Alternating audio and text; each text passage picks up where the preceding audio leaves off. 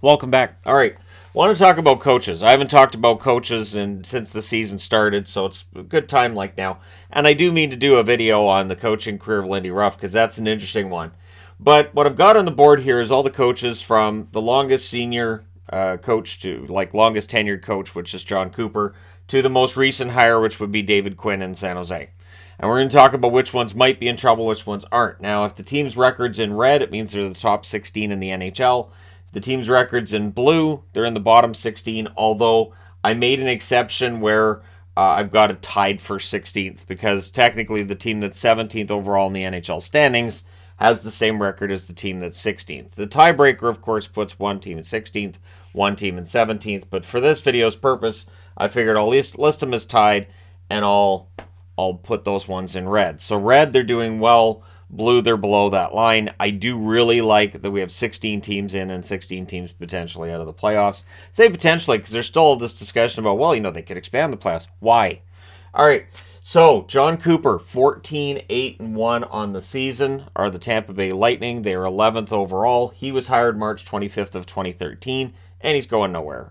There's no chance. I really think that with Cooper, with the back-to-back cups, he's there as long as he wants to be there. I don't think, unless something horrible happened to the team's record or there was some big public falling out between him and members of the team, which I say like that because that hasn't happened. If it was going to happen, it would have happened in 2019. But he's been vindicated after the 2019 meltdown the team had, and honestly, his record is fantastic. So yeah, he's pretty safe. I think Sullivan's still pretty safe too. For the Pittsburgh Penguins, they're 12-8-4. They're 12th overall in the NHL. He was hired December 12th of 2015. Right before they win the back-to-back cups, which also I think have allowed Sullivan to keep his job when other coaches might have lost theirs. Pittsburgh, of course, a team that makes the playoffs. In the event that they lose in the first round again, we could see a change behind the bench, but I don't think between now and then we're going to see anything happen. Now, if they miss the playoffs, maybe you see Sullivan out, but I think his job's safe at this point. Jared Bednar, who's been in Colorado since August 25th of 2016, 13-7-1 is the record for Colorado. They're 13th overall. So it's interesting how that works, 11, 12, 13. But yeah, the Abs are fine. Bednar, of course, the Stanley Cup winner as well. He's hoping for back-to-backs. So you got a back-to-back with Sullivan, back-to-back with Cooper. Maybe Bednar is the next one to get back-to-backs. And those are your longest tenured coaches. So those are teams that know what they're doing and commit to their coaches. Which I think is important. I really do. I think that if your team is one that just changes coaches all the time, that could be part of the problem. So Rod Brind'Amour is 4th on the list. Currently, Carolina's 7th in the league with a 13-6-5 record. And even though they've had some mediocre times over the last couple of weeks, Brind'Amour is safe. Craig Berube, I think, is safe as well. This is the first one that we have that's outside the top 16. They're 11-12 currently. They are 23rd overall in the NHL. He was hired November 19th of 2018. So the reason for the dates, and I don't have the dates under everybody, is just to say this is how many years somebody's been in. So for Berube, it's a little over 4 years that he's been the coach of the Blues, and I think he's pretty safe. So again, the first 5 coaches, I don't see any changes happening there. Todd McLellan, the Kings are 9th overall in the NHL. They're 13-9-4, and I think McClellan's job's safe. Unless the Kings miss the playoffs. So again, during the regular season, fine. But if the Kings miss the playoffs and if they deem that McClellan's not the right guy for them at this time, maybe. But at this point, I think his job is safe. Then you get to DJ Smith. And there's a reason I'm wearing a Senators jersey. They're 8-13-1. They're 29th overall. I know Pierre Dorion has publicly supported DJ Smith. But in the end, that very often doesn't matter. The record is what dictates what ends up happening. I don't know how much longer DJ Smith is the coach of the Ottawa Senators. I don't think the teams quit playing on him. I think there's definitely games Ottawa's lost that they should have won, but that's not really what GMs are in the business for, is having a coach that, well, we could have won that game, we should have won it. In the end, it's about the results, right? Dallas Eakins, right now the Ottawa Senators, well, the Anaheim Ducks, right below Ottawa there, 32nd overall with a 6-16-4 record. And it's not looking good. It looks like it's kind of getting worse. That loss against Dallas last night, that 5-0 result, that was accurate. That wasn't, a bloated goal total for any reason or another, although Jason Robertson, fantastic start. But I do wonder how much longer Eakins is going to be the guy for them. He has been there for a while. It has been more than 3 years for him there. And so you wonder how much longer it is before Anaheim looks in a different direction, even though they are in a rebuild. I'm aware they're in a rebuild. And do you wait until after the season, or do you make a change mid-season? Do they call a guy like a Barry Trotz? Do they look for an experienced coach? Do they look for somebody who's new, right? Sheldon Keefe has been in his job since November 20th of 2019, so it's been over 3 years for Sheldon Keefe. Good for him. 15-5-5 is the record for the Leafs. They're standing third overall in the NHL. And so for the Leafs, despite a relatively iffy start and some iffy moments during October, they've come through it, and I think Keefe's relatively safe.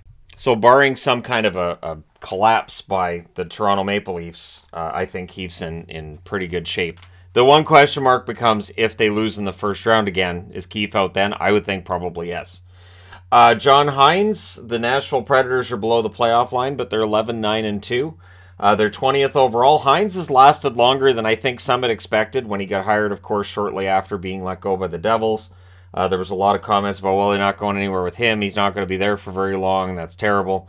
But in general, Nashville has been pretty good. They did have that really rough patch after coming back from Prague, but it feels like they've come out of it. There was the win last night over New Jersey. That could be a big watershed moment for their season. And again, I don't think Hines is in any danger. Dean Evason in Minnesota, the Wild, 11-9-2. They're 19th overall in the NHL. I don't get the feeling Evason's in any kind of danger either. This is one of those times where you can see that because of the extra points in overtime, it does give teams a more inflated record, makes their record look a little better than what it normally would be, if not for the overtime points and all that fun stuff. But I don't get the feeling that Evason's in any kind of danger there. I think that with Bill Guerin's being up against the cap and having to work his way around it, I think that the fact this team is still in the hunt says a lot about Evason's coaching. I think he's a good coach. Lindy Ruff, the number one team in the NHL is the New Jersey Devils at 19-4-1. And the Fire Lindy chants turned into Sorry Lindy chants. I've always been a fan of Lindy Ruff as a coach, dating back to when he was in Buffalo forever. I think he's a good coach, and I'm glad New Jersey didn't fire him. I think that it is too easy to fire a coach and decide that's what the problem is, and I don't think Ruff was the issue. And that's the thing, too, is that the coaching staff around him has changed. But if we're going to give credit to that coaching staff that's changed around him, well, then how can we blame him for what happened last year? Because then you're saying, well, he was part of the problem last year and he's not part of the solution this year. And to me, that doesn't make sense since he's the head coach and all. Peter Laviolette in Washington, they're 10-11-4. They're 21st overall. Peter Laviolette was hired September 15th of 2020. So that's a little over 2 years ago. And this shows just how perilous it is as a coach. From here down, these are guys who've been there for 2 years or less.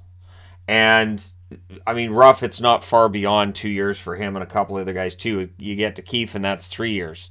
So, really, it is a job you're hired to be fired. And Laviolette, I don't know how long he's going to be there. And I say that because with the Caps, they've been meandering for the most part this year. I think that a retool or an absolute rebuild could be in the offing for them. We'll see how it turns out, because the question becomes, if they do decide to go in that direction, is Laviolette the coach they would have for that, or would they bring somebody else in? So, yeah, question marks there. Daryl Sutter, I don't think he's in trouble. The Flames are 22nd overall, 10-10-3. Now, I say I don't think he's in trouble, but Sutter, it can be a miserable experience. The Kings, towards the end of Sutter's tenure there, things got kind of heated, and there were issues where players were having meetings and keeping Daryl out, kind of thing. And we haven't seen that in Calgary, but it can happen again. With Daryl Sutter, he's one of those coaches that can get the most out of his team when he gets there, and he's a very good coach. But with his style of coaching, it can rub certain players the wrong way. And so, yeah, I don't think he's in any danger, but if the Flames end up falling out of the hunt, it's possible, because, again, Canadian markets, there's a lot of pressure. Don Granato, the Buffalo Sabres are 10-13-1. They're 24th overall in the NHL. What amazes me with Don Granato is that even though Buffalo has a mediocre record, and it doesn't look like they're a playoff team this year either, Don Granato doesn't get blamed. And that's the right thing to do. He shouldn't get blamed for what's going on in Buffalo and for the losses. Gets a lot of credit for working with the young kids and helping to make them better. And I wish that there was more of a leash given to coaches that way, where people wouldn't just look at the win-loss record. So I think Granato's perfectly safe in Buffalo. I think they're happy with him, and I don't think they look at the record as being a reflection on him. I don't think the team was built to win this year anyways. I think they're looking further down the road, and they just happen to get off to a really good start. Brad Larson in Columbus is an interesting one in that Columbus is 30th overall at 7-12-2. And again, we're into coaches that have been there less than 2 years, but it doesn't matter. It's an NHL coaching fraternity, hired to be fired and all that fun stuff. And Larson, we'll see. We'll see how far along this goes. Larson, it feels like to me, could be gone. I would say at the end of this season if things don't get better. But it's possible they'd make a change in midseason. If you're going to make a change in midseason, though, it has to be with the idea that this can get us back towards the playoffs, which is where the idea of firing DJ Smith might be a little bit faulty, because can Ottawa get back in the hunt? Like, if they win 7 in a row right now, that would definitely put them back in the hunt, but they'd kind of need to win 7 in a row right now, and the further you get into the season, the longer the winning streak you're going to need. Gerard Gallant with the Rangers is an interesting one. 11-9-4. They're tied for 16th in the NHL with the Florida Panthers. I don't know how much security Gallant has. After the run last year, you would think he'd have a lot. But when a team goes on a run like that in the playoffs and then they fail to live up to expectations the next year, it's easier to get rid of the coach than it is to say, well, Panarin's not playing great right now, so guess we're going to have to move him. That's not a thing. So Gallant might end up being on the chopping block here. He's been through a few teams. We'll see if he's in New York a lot less time than we thought when he was hired by the Rangers. Dave Hackstall. So speaking of redemption stories like Lindy Ruff, Hackstall in Seattle, they're 5th overall in the NHL. They're 15-5-3. Again, I'm sure the detractors of Hackstall would say, well, it's really the assistant coaches that have got him there. It's really, it's the improvement in the defensive side of it. But you have to give Hackstall some of the credit. You might have to do it through gritted teeth with some coaches, but you have to give them some credit when a team's playing better. And Seattle is playing really, really well. Hackstall isn't going anywhere. I would think that unless there's a complete and total collapse between now and April, I can't see how Hackstall's going anywhere. In Arizona, Andre Tourigny. So Tourigny was brought in, I think, to get them through this rebuild, right? And I don't think the record matters. They're 7-11-3. They're 28th overall in the NHL. And again, I don't think the record necessarily matters. They're looking at player development. They're looking to see if these kids are coming along well. And the honest truth is they are. Michelli's the latest example. Chikrin's looked good since he came back. And I think Tourigny coaches this team to more wins than they otherwise would get. I think this is a team that when you look at it on paper, you think, well, they're not winning anything. And yet here they are. 7-11-3 is a mediocre record, not going to lie. But I think with a different coach, it would probably be a worse record. So there you go. Bruce Boudreau. So now we're into a coach who has been at his job for a little less than a year. December 5th of last year, he's hired. So after that, all of these coaches have been hired in the last year, right? So Bruce Boudreau right now, the Canucks are 9-12-1. They're 25th overall.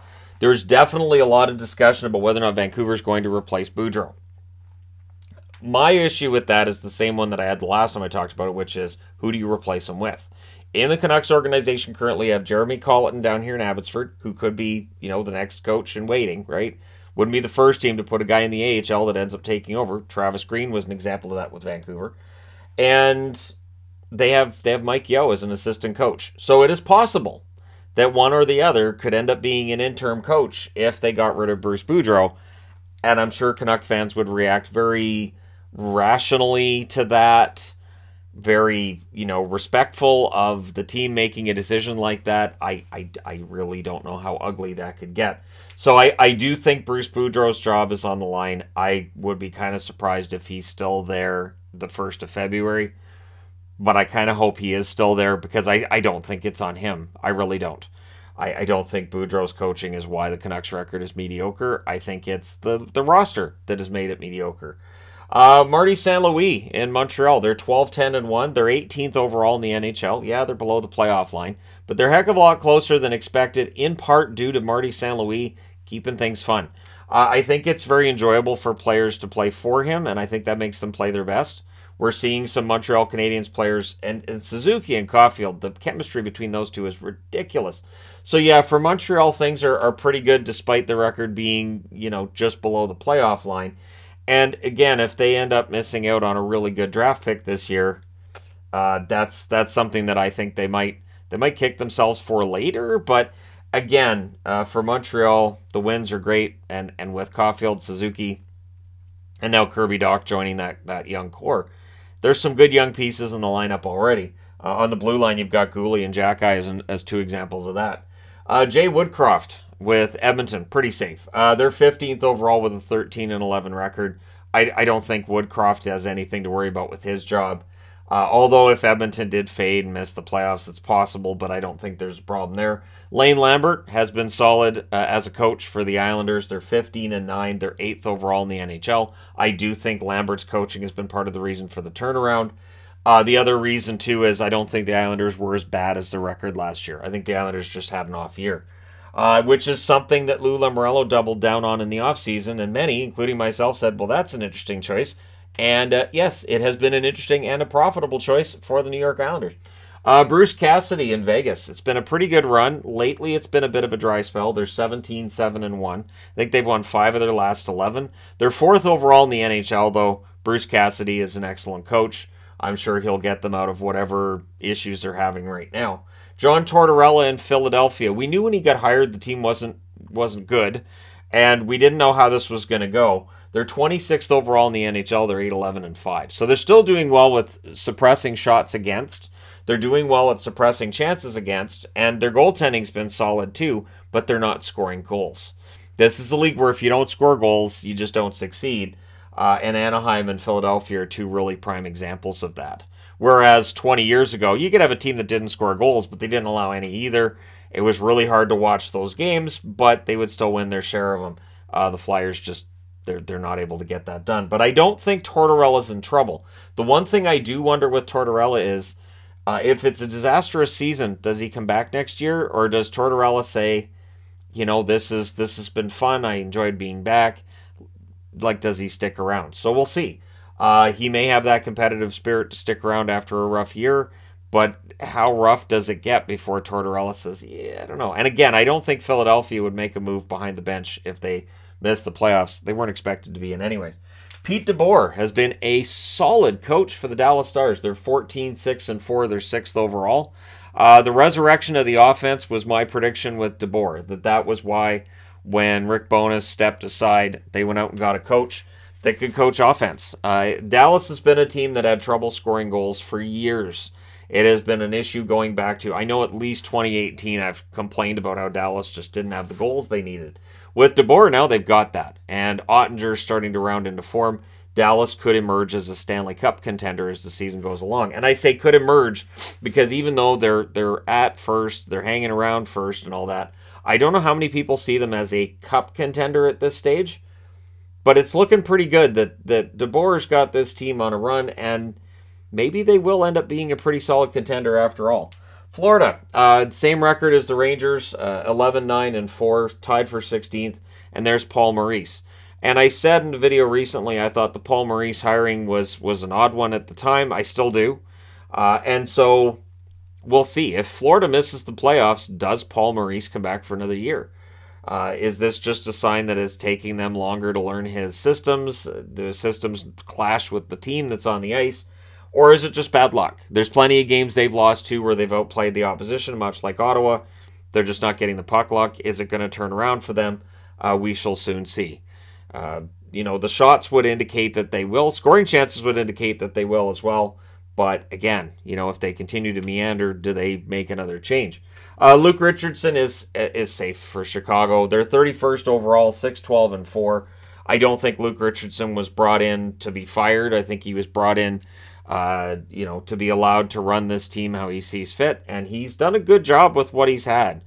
They do just have the 6 wins. They've really started to skid way beyond out of the playoffs here, but that was kind of expected. I don't think anything is reflecting on Luke Richardson's job at this stage.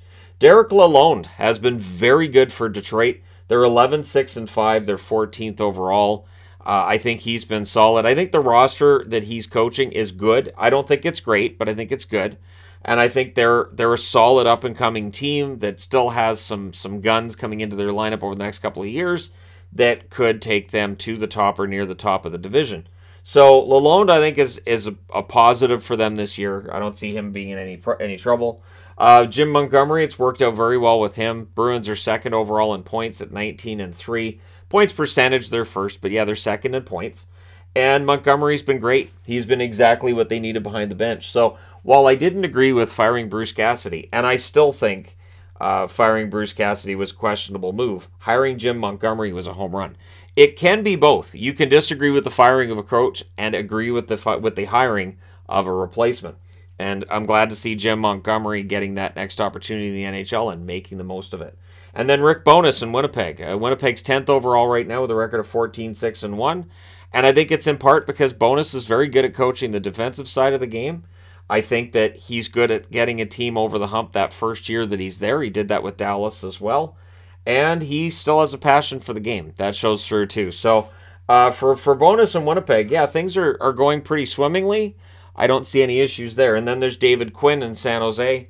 8-14-4 is the record for San Jose. They're 27th overall, but I don't see him being in any danger either. He was just hired not that long ago, which doesn't necessarily mean that your job is secure. See Bill LaForge for an example.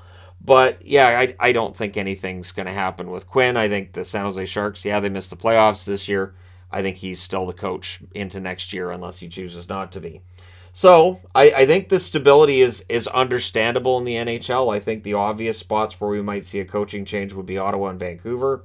Outside of that, it is hard to pick a coach that you would say is in real danger. And yeah, I do wonder if we're going to see a season where a coaching change doesn't happen during the regular season. It's been a while since we saw that, but it does happen on occasion. Maybe this is one of those times. Let me know your thoughts in the comment section below. Which coach do you think gets fired first and when? That's always the question, right? And yeah, let me know your thoughts. Hit like and subscribe if you're browsing your way through. You just happened upon this video. Thank you guys so much for watching, for all your support.